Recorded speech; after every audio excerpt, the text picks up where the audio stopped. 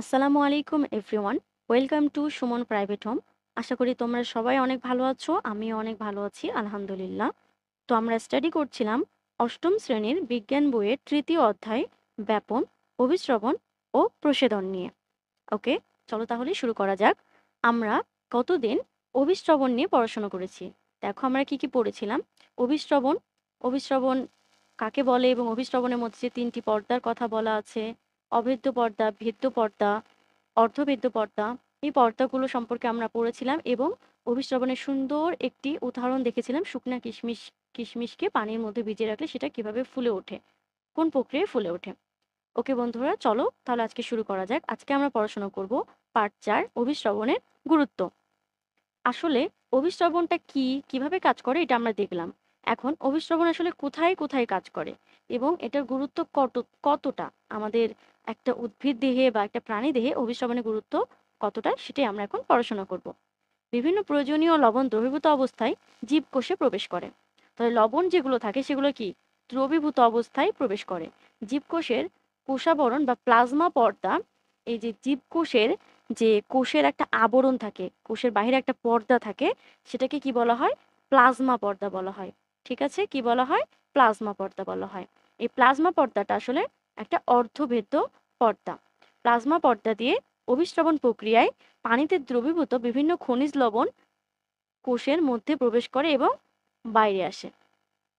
তাহলে এই প্লাজমা পর্দাটা একটা অর্ধভেদ্য পর্দা, যেটা অভিস্রবণ প্রক্রিয়ায় প্রাণীর বিভিন্ন খনিজ লবণ এবং খনিজ লবণগুলোকে কি করে ভেতরে প্রবেশ করায় এবং সেগুলো বাহিরে আসে। কোষস্থিত পানি ও দ্রবীভূত খনিজ লবণকে একত্রে কোষ রস বা সংক্ষেপে রস বলা হয়। তাহলে কোষের মধ্যে যে পানি এবং খনিজ লবণগুলো মিশ্রিত অবস্থায় থাকে সেগুলোকে কোষ রস বা সংক্ষেপে রস বলা হয়। সুতরাং কোষের মধ্যে বিভিন্ন জৈব রাসায়নিক প্রক্রিয়াগুলোকে সচল রাখার জন্য অভিস্রবণের গুরুত্ব খুবই গুরুত্বপূর্ণ। এই প্রক্রিয়া দ্বারা উদ্ভিদ এককোষী মূলরম দিয়ে মাটি থেকে পানি ও পানিতে দ্রবীভূত খনিজ লবণ শোষণ করতে পারে। তাহলে উদ্ভিদ কিভাবে পানি ও পানিতে দ্রবীভূত খনিজ লবণগুলো শোষণ করে? অভিস্রবণ প্রক্রিয়ায়। আমরা এই চ্যাপ্টারে প্রথম যে ক্লাসটা করেছিলাম সেখানে আমি তোমাদের বলেছিলাম যে উদ্ভিদের খাবার তৈরি করার জন্য 4টি প্রধান জিনিস প্রয়োজন হয়। সেটা হচ্ছে সূর্যের আলো, কার্বন ডাইঅক্সাইড, পানি এবং খনিজ লবণ। তার মধ্যে পানি এবং খনিজ লবণটি উদ্ভিদ মাটি থেকে তার মূল দিয়ে গ্রহণ করে, মানে শোষণ করে, যেটা অভিস্রবণ প্রক্রিয়ায় ঘটে থাকে। এবং কার্বন ডাইঅক্সাইড সে বায়ু থেকে পেয়ে যায়, আর সূর্য থেকে সূর্যরশ্মি বা সূর্যের আলো পেয়ে যায়। ঠিক আছে, তাহলে উদ্ভিদ এককোষী মূলরম দিয়ে এই পানি এবং দ্রবীভূত খনিজ লবণগুলো শোষণ করে কোন প্রক্রিয়ায়? অভিস্রবণ প্রক্রিয়ায়। এর ফলে কি হয়? কোষের রস স্ফীতি ঘটে। স্ফীতি বলতে বেড়ে যাওয়া। স্ফীতি বলতে কি? বেড়ে যাওয়া। যখন কোষের মধ্যে রসগুলো আসে, সে কি হয়? ওই কোষের মধ্যে রস রস অনেক বেশি বেড়ে যায়, অনেক সময় ফুলে যায়। যদি আমরা কিশমিশের উদাহরণটা চিন্তা করি, তাহলে যখন তার মধ্যে পানি ঢুকলো তখন সেটা কি হলো? রস স্ফীতি হলো, সে মোটা হয়ে গেল, রসে টইটুম্বুর হয়ে গেল। ওকে, বিষয়টা এরকম। কাণ্ড ও পাতাকে সতেজ এবং খাড়া রাখতে সাহায্য করে এই পানি এবং খনিজ লবণগুলো। ওকে, ফুলের পাপড়ি বন্ধ বা খুলতে সাহায্য করে। তাছাড়া প্রাণীর ক্ষেত্রে এটা আমরা এতক্ষণ উদ্ভিদের পড়লাম যে সে মূলরোম দিয়ে পানি ও খনিজ লবণগুলো শোষণ করে অভিস্রবণ প্রক্রিয়ায় এবং সেগুলো বিভিন্ন কাজে সাহায্য করে। কাণ্ড পাতাকে সতেজ রাখে, ফুলের পাপড়ি বন্ধ খুলতে পারে, এসব কিছুতে সাহায্য করে। আর প্রাণীর ক্ষেত্রে প্রাণীর অন্ত্রে যে শোষিত হয়, আমরা যে খাবারটা খাই, আমরা ভাত খাই, গোস্ত খাই, মাছ খাই, এগুলো কি গোটা গোটাই সম্পূর্ণ যেভাবে আমরা খাই সেভাবেই কি আমাদের কোষ গ্রহণ করতে পারে? না, পারে না। সেভাবে আমাদের কোষ গ্রহণ করতে পারে না। এগুলোকে ভাঙা হয় এবং এগুলো ভেঙে বলতে গেলে একদম রসে পরিণত হয়ে যায়, যেটা আমাদের অন্ত্র, ক্ষুদ্রান্ত্র, বৃহদান্ত্র বিভিন্ন অন্ত্রগুলো কি করে? এগুলো শোষণ করে এবং আমাদের বডির প্রয়োজনীয় কাজগুলো সম্পন্ন করতে সাহায্য করে। পুষ্টির যোগান দেয়, শক্তি সঞ্চয় করে, শক্তি তৈরি করে, যে কারণে আমরা সুস্থ সবল এবং স্বাস্থ্যবান থাকি। ওকে, আচ্ছা, আমরা এখন একটা অভিস্রবণের পরীক্ষা দেখব যে অভিস্রবণটা আসলে কিভাবে কাজ করে। এর আগেও আমরা পরীক্ষা দেখেছি, তারপরে আমরা আরেকটা পরীক্ষা দেখব যেটা মাছের পটকা দিয়ে। ঠিক আছে, থিসল ফানেল, একটা ফানেল লাগবে। এই যে দেখো, এটা হচ্ছে থিসল ফানেল। ওকে, মাছের পটকা। মাছের পটকাটা এর মধ্যে এই মুখটা, ফানেলের মুখটা মাছের পটকা দিয়ে আসলে বন্ধ করা আছে। আর বিকার লাগবে। এই যে এটা হচ্ছে বিকার, এর মধ্যে আছে পানি। আর এই ফানেলের মধ্যে কি আছে? চিনির দ্রবণ। বিকারের মধ্যে আছে পানি আর ফানেলের মধ্যে আছে চিনির দ্রবণ। আর একটা স্ট্যান্ড ক্যাম্প, যেটা দিয়ে আসলে কি হবে, এই ফানেলটাকে, থিসল ফানেলটাকে বিকারের মধ্যে আটকে রাখা যাবে। ওকে, চলো তাহলে শুরু করা যাক। পদ্ধতিতে দেখো কি বলছে, থিসল ফানেলের চওড়া মুখটি মাছের পটকায় ঢেকে সুতা দিয়ে শক্ত করে বেঁধে দিতে হবে এবং বিকারটিতে অর্ধেক পানি নিতে হবে। বিকারে পানি নেওয়ার পর থিসল ফানেলের নল দিয়ে চিনির গাঢ় দ্রবণ ঢালতে হবে। এবার ফানেলের চওড়া মুখটি বিকারের পানিতে সম্পূর্ণ ডুবিয়ে ফানেলটিকে ক্ল্যাম্পের সাহায্যে স্ট্যান্ডের সাথে আটকে দিতে হবে।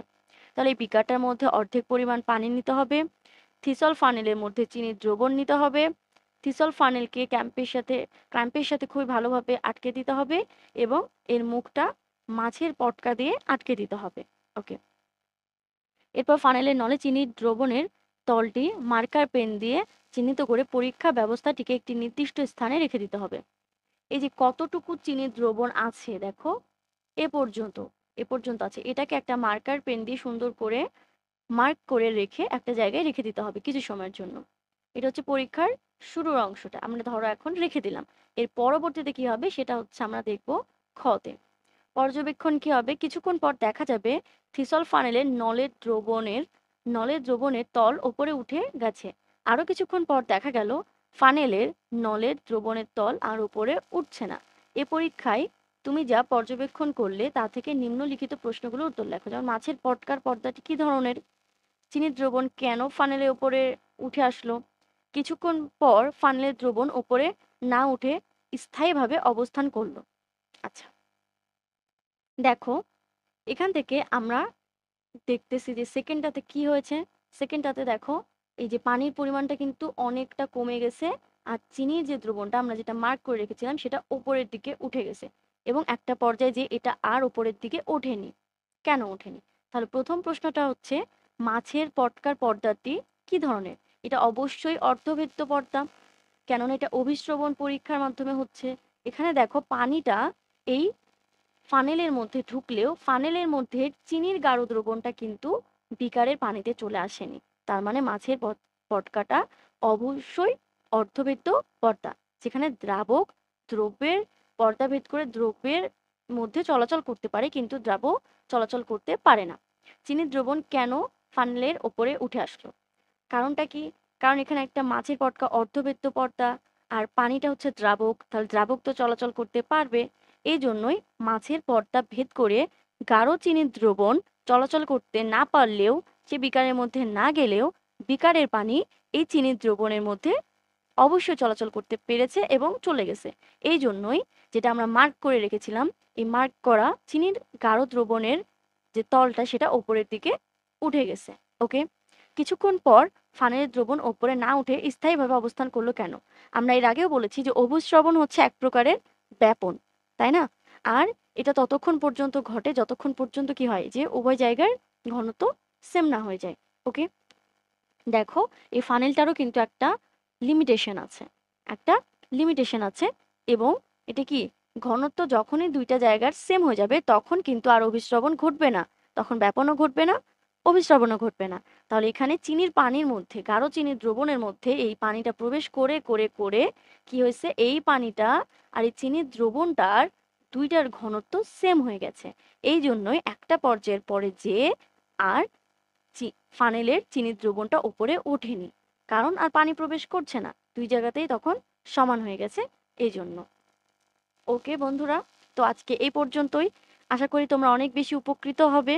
আর তারপরেও যদি তোমাদের কোনো প্রশ্ন থেকে থাকে, কোনো অপিনিয়ন থেকে থাকে, তাহলে অবশ্যই অবশ্যই কমেন্ট সেকশনে আমাদেরকে বলবে, আমাদেরকে জানাবে। আমরা তোমাদের প্রশ্নের উত্তর দেওয়ার জন্য এবং তোমাদের সমস্যাগুলো সমাধান করার জন্যই ওয়েট করে থাকি যে তোমরা আমাদের কমেন্ট করবে এবং আমরা সেগুলো সমাধান করে দেব। তাহলে আজকে এ পর্যন্তই। অবশ্যই সাবস্ক্রাইব করে আমাদের সাথে থাকবে, লাইক কমেন্ট করবে, আর যদি ভিডিওটা ভালো লাগে তাহলে তোমার বন্ধু বান্ধবের সাথে শেয়ার করবে, যাতে তো তারাও তোমাদের মতো শিখতে পারে। আজকে এ পর্যন্তই। সবাই ভালো থাকো, সুস্থ থাকো। আসসালামু আলাইকুম ওয়া রাহমাতুল্লাহি ওয়া বারাকাতুহু।